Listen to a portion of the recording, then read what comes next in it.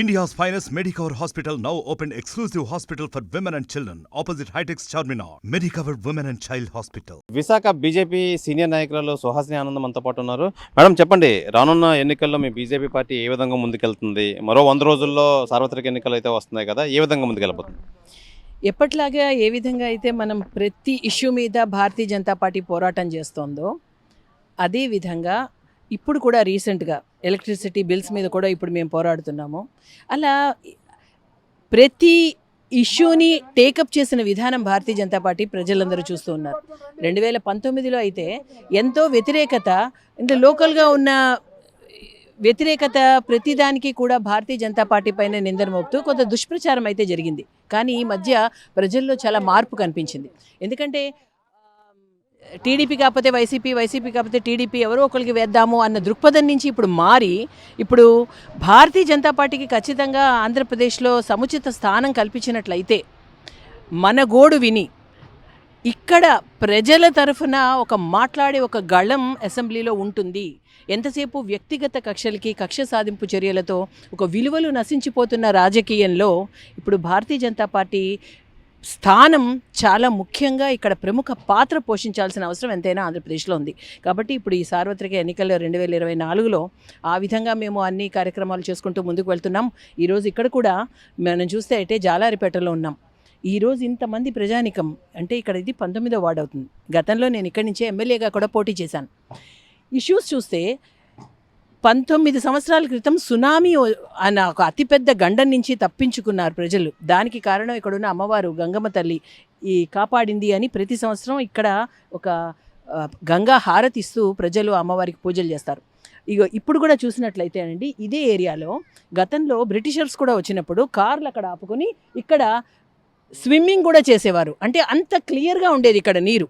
కానీ ఈ మధ్య కాలంలో చూస్తే ఎంతో పొల్యూషన్ చూడండి. అసలు ఇదా ఇక్కడ అంటే ప్రజలు కాళ్ళలో నీళ్ళలోకి దిగుతారు, ఇక్కడ ఫిల్టర్ చేయాలి. ఇక్కడ కాంట్రాక్ట్స్ ఏం చేస్తున్నారు కాంట్రాక్టర్స్ వాళ్ళు, ఏదో ఈరోజు మేము వస్తున్నాం కదా అని వాళ్ళు వచ్చి 1 రోజు 2 రోజులు కార్యక్రమాలు చేసి మిగిలిన రోజంతా ఈ చుట్టుపక్కల కార్యక్రమాలు. అందులో మనకు తెలుసు గౌరవనీయులైన ప్రధాని నరేంద్ర మోదీ గారు స్వచ్ఛ భారత్కి ఎంత ప్రాముఖ్యతనిచ్చారో, దానికోసం ఎన్నో ఫండ్స్ కూడా కేటాయించడం జరిగింది. అందులో ఇంటర్నేషనల్ స్మార్ట్ సిటీ లాగా విశాఖపట్నాన్ని తీర్చిదిద్దడానికి కేంద్రం నుంచి ఎన్నో ఫండ్స్ వస్తున్నాయి. కానీ ఇక్కడ జరుగుతున్నది ఏంటి? ఇదేనా? ఇంత బురుగు నీరు, ఈ చెత్త చెదారం అంతా సముద్రంలోకి వెళ్ళిపోతూ ఉంటే ఇక్కడ ప్రజలు ఏ విధంగా బతుకుతారు?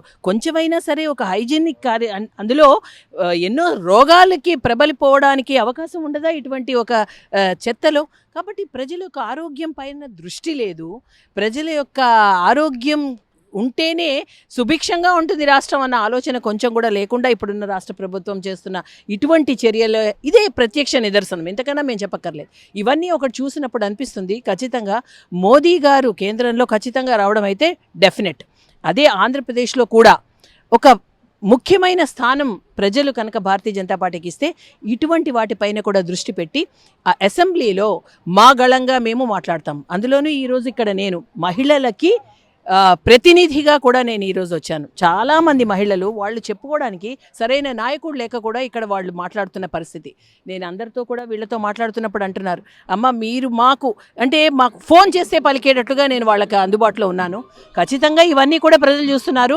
వచ్చే రోజుల్లో మా వంతు ప్రయత్నంగా మేము చేస్తూ ఖచ్చితంగా నేను మళ్ళీ అసెంబ్లీ నుంచి పోటీ చేసి ఇక్కడ వీళ్ళ గళమై నుంచుంటాను అని వీళ్ళకి నేను తెలుపుతున్నాను.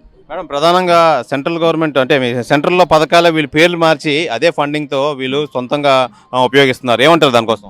ఖచ్చితంగా అండి. ఎందుకంటే ఇప్పుడు కిసాన్ సమ్మాన్ నిధి అందులో ఏదో రాష్ట్ర ప్రభుత్వం ఇచ్చేస్తోందని అనుకుంటున్నారు ప్రజలు. కానీ అందులో కేంద్ర ప్రభుత్వం 6,000 రూపాయలు కేంద్ర ప్రభుత్వానికే ఉన్నాయి. అదే కాకుండా పెన్షన్ ఏదైతే 2,800 ఇక్కడున్న రాష్ట్ర ప్రభుత్వం ప్రతి వాళ్ళకి నెల నెల ఇక్కడున్న జగనన్న ఇస్తున్నారు అని అనుకుంటుందో, ఆ 2,800లో కూడా 700 రూపాయలు కేంద్ర ప్రభుత్వం ఇస్తోంది. అదే కాకుండా ఇక్కడున్న ఆవాస్ యోజన ఇళ్ల నిర్మాణానికి ఒక్కొక్కళ్ళకి 1,80,000 కేంద్రంలో ఉన్న భారతీయ జనతా పార్టీ ప్రభుత్వం ఇస్తోంది. అదే కాకుండా ప్రత్యేకంగా 23,50,000 ఇళ్ళు ఆంధ్రప్రదేశ్కే కేటాయించడం జరిగింది. ఆల్రెడీ కట్టిన టిట్కో ఇళ్లకు కూడా కేంద్ర ప్రభుత్వ సహకారంతో ఇక్కడ గతంలో కొన్ని నిర్మించడం జరిగాయి. ఏవి కూడా ప్రజలకు ఇవ్వకుండా, అంటే ఇల్లు కూడు గుడ్డు వాకిలి ఇంతే కదా ప్రజలకు కావాల్సింది. ఇది కూడా వాళ్ళకి అందించలేకపోతే ఇక్కడున్న ప్రభుత్వం ఏం చేస్తున్నట్టు? మేడం ప్రధానంగా తెలంగాణలో అయితే కాంగ్రెస్కి అయితే సపోర్ట్ ఇచ్చి గెలిపించారు. మరి ఏపీలో ఎవరు సహకారం తీసుకుంటారు, ఎవరికి సపోర్ట్ ఇస్తారు మీ బీజేపీ? ఇక భారతీయ జనతా పార్టీ నిర్దిష్టంగా మేముగా వెళ్ళాలి అనుకుంటున్నాము. మేము జనసేన ఒక దీనిలో ఒక అలయన్స్లో మేము వెళ్తున్నామని ఏదైతే మొదటి నుంచి చెప్పామో అదే మాట మీద మేము ఉంటాం. ఇంకా మిగిలిన పార్టీ వాళ్ళు ఎవరిని కలుపుకోవాలనుకుంటున్నారు అవన్నీ వారు ఇక్కడ రాష్ట్ర స్థాయిలో వాళ్ళు నిర్ణయించవచ్చు. కానీ కేంద్రం నుంచి మాకు ఒక నిర్దిష్టమైన సూచన వస్తుంది.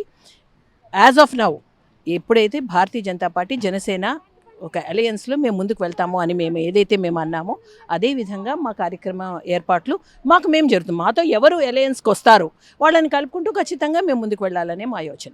ప్రస్తుతం ఉన్న సినారియా బట్టి బీజేపీ అంటే బాబు, జగన్, పవన్ మొత్తం ముగ్గురిని కలుపుకొని ఉండేటట్టే వ్యవహరిస్తుంది. ఏమంటారు మీరు? అసలు నిర్దిష్టంగా ఎవరో ఒకరిని సూచిస్తారా? ఏదో ఒకటి చెప్పకపోతే వాళ్ళకి మనుగడ లేదండి. ఎందుకంటే ఇప్పుడు ఇక్కడున్న నిధులు కేంద్ర ప్రభుత్వానివి, ఇక్కడున్న ప్రతి వ్యవస్థ ఏర్పాటుకి అన్ని రకాల సదుపాయాలు, అన్ని రకాల స్కీమ్స్, అందులోనూ మహిళలకు సంబంధించి ప్రత్యేకంగా పోషణ అభియాన్ అని అన్ని విధాల ఎందులో చూసినా ఒక్కొక్కటి మేము చెప్పగలము. ఈవెన్ యువకులకి నైపుణ్యతలో శిక్షణ ఇచ్చేది కూడా భారతీయ జనతా పార్టీ ప్రభుత్వం, మోదీ గారి ప్రభుత్వం. కాబట్టి అన్ని కార్యక్రమాలు మేము చేస్తున్నప్పుడు మరి ఇక్కడ ఏదో ఒకటి అనకపోతే వాళ్ళకి వీళ్ళకి అని చేసేసుకుని వాళ్ళకి వాళ్ళు ఆ విధంగా వాళ్ళు మనుగడ సాధించడానికి వాళ్ళకి ఇది తప్ప ఒక అభివృద్ధి మేము ఇది చేశాము, ఈ విధంగా మేము ప్రజల ముందుకు వస్తున్నామని చెప్పమనండి.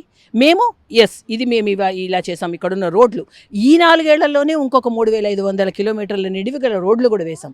అంటే బయటకు వస్తే ప్రతి అణువులో ప్రతి విషయంలోనూ మేము చేస్తున్నప్పుడు మరి ఇక్కడ ఎందుకు రాష్ట్ర ప్రభుత్వం దాన్ని సహకరించట్లేదు? రీసెంట్గా కూడా మేము చెప్తున్నాం, ఒక యూనిట్కి ₹2.75 మాత్రమే ఇచ్చి మన కేంద్ర ప్రభుత్వం రాష్ట్రానికి ఇస్తుంటే రాష్ట్రం యూనిట్కి ₹9 వసూలు చేస్తుంది. మరి ఇవన్నీ ఎవరికి చెప్తారు? ఆ చెత్త పన్ను ఇంకో పన్నని ప్రజలపైన భారం మోపుతూ ఉంటే ఏ విధంగా వీళ్ళకి బాగుంటుంది? వీళ్ళందరికీ కూడా తెలుస్తోంది ఇప్పుడిప్పుడే. ఇదంతా కూడా కేంద్ర ప్రభుత్వ సహాయ సహకారాలతో రాష్ట్రంలో ఎన్నో నిర్దిష్టంగా కొన్ని కార్యక్రమాలు, కొన్ని స్కీమ్స్ ఉంటున్నాయి అన్న విషయం ప్రజలకు ఇప్పుడిప్పుడే తెలుస్తోంది. కాబట్టి ఖచ్చితంగా వారు భారతీయ జనతా పార్టీకి వెంపు చూస్తున్నారు. మేడం ఫైనల్ లాస్ట్ క్వశ్చన్, ఎన్ని సీట్లు మీకు వస్తాయి? వస్తే ఏ పథకాలతో మీరు ప్రజల్లోకి వస్తారు? ఆల్రెడీ ఇప్పుడున్న పథకాలన్నీ మావే, కేంద్ర ప్రభుత్వ పథకాలు. అంటే మళ్ళీ చెప్పడానికి ఏముంది? కూడు గుడ్డ వాకిలి అని అంటారు. అంటే ఒక మహిళల కోసం ఎన్నో రకాల, అంటే వాళ్ళకి ఇప్పుడు కుళాయి నీళ్ళని, జల్ జీవన్ మిషన్ అని, అంటే ఇంటి వరకు కుళాయి జస్ట్ తిప్పుకుంటేనే నీళ్ళు వస్తున్నట్టు, ఈ వాళ్ళకి ఇల్లు, ప్రతి ఒక్కళ్ళకి హౌసింగ్ ఫర్ ఆల్ అనే మోడీ గారి కళ, ప్రతి ఒక్కళ్ళకి ఒక ఇల్లు ఉండాలి అని. మరి అవన్నీ మేము చెప్తున్నాం. అదే కనుక మేము వస్తే ఖచ్చితంగా మేము వస్తేనే వాళ్ళకు వస్తాయి అని ఇప్పుడు అర్థమైంది. ఎందుకంటే అన్నీ చూశారు, అన్నిటికీ ఒక అవకాశం ఇచ్చారు. ఇప్పుడు డబుల్ ఇంజన్ సర్కార్ అన్నది ఎందుకంటున్నామంటే కేంద్రంలో కూడా బీజేపీ ఉంది, వస్తుంది డెఫినెట్లీ. రాష్ట్రంలో కూడా ఉంటేనే ఇక్కడ వాళ్ళందరికీ ఇళ్ళు రావడం కానీ, పట్టాలు కానీ, ఒక ప్రతి స్కీమ్, అందులో ఆయుష్మాన్ భారత్ బీమా, ఎంతో అతిపెద్ద ఉచిత బీమాలు ఉన్నాయి. అది కాకుండా ఈ మధ్య అన్ని రంగాల వారికి విశ్వకర్మ యోజన అని దానిపైన లోన్స్ ఇస్తున్నారు. అంటే అన్ని పనిముట్లు, చేతి పనులు చేసుకునే ప్రతి ఒక్క కార్మికుడికి విశ్వకర్మ యోజన కింద వాళ్ళకి లోన్స్ కింద కొన్ని లక్షల రూపాయలు వాళ్ళకి ఇవ్వడం జరుగుతుంది. దీనికోసం ప్రత్యేకించి 13,000 కోట్లు కేంద్ర ప్రభుత్వం రిలీజ్ చేసింది. ఇవన్నీ కూడా ప్రజలకి రావాలి అంటే మధ్యలో ఎవరు మీడియేటర్షిప్ లేకుండా డైరెక్ట్గా కనుక అక్కడ బీజేపీ ఉంటాడు, కూడా బీజేపీ వస్తేనే అది సాధ్యపడుతుంది. కాబట్టి ఎందుకంటే ఈ రాష్ట్ర ప్రభుత్వం ద్వారా వెళ్తుందేమో అని చూశారు, కానీ ప్రజలు కూడా చూశారు, దానికి ఎక్కడో అక్కడ మధ్యలో ఆగిపోతుంది తప్ప పూర్తిగా ప్రజల వద్దకి చేరే పరిస్థితి లేదు. ఇవన్నీ దాటాలి అంటే ఖచ్చితంగా మా వెంపు చూస్తారు. అదే నమ్మకంతో ఈసారి 175 నియోజకవర్గాల్లోనూ మా వంతు ప్రయత్నము అభివృద్ధే బాటగా చూపిస్తూ మేము వస్తే ఇవి చేస్తాము అని వాళ్ళకి చెప్తూ మేము ప్రజల ముందుకు వెళ్తున్నాం. అదే మాకు శ్రీరామ రక్ష. Thank you madam. ఇది ప్రధానంగా కేంద్రంలో బీజేపీ వస్తుంది, అలాగే రాష్ట్రంలో కూడా బీజేపీ వస్తే ఈ పథకాలన్నీ అమలవుతాయి, ప్రతి భారతీయుడికి పథకాలన్నీ అమలయ్యి దేశం ప్రధానంగా డెవలప్ అవుతుందని చెప్పి బీజేపీ సీనియర్ నాయకులు సుహాసి ఆనంద్ అయితే తెలియజేస్తున్నారు. ఇది ఈ పరిస్థితి. కెమెరామెన్ సుధాకర్తో శివరామకృష్ణ RTV విశాఖపట్నం నుంచి. మరిన్ని వీడియోస్ కోసం ఛానల్ ని సబ్స్క్రైబ్ చేయండి, లేటెస్ట్ అప్డేట్స్ కోసం వాట్సాప్ ఛానల్ ని ఫాలో చేయండి అండ్ లింక్ డిస్క్రిప్షన్ లో ఉంది.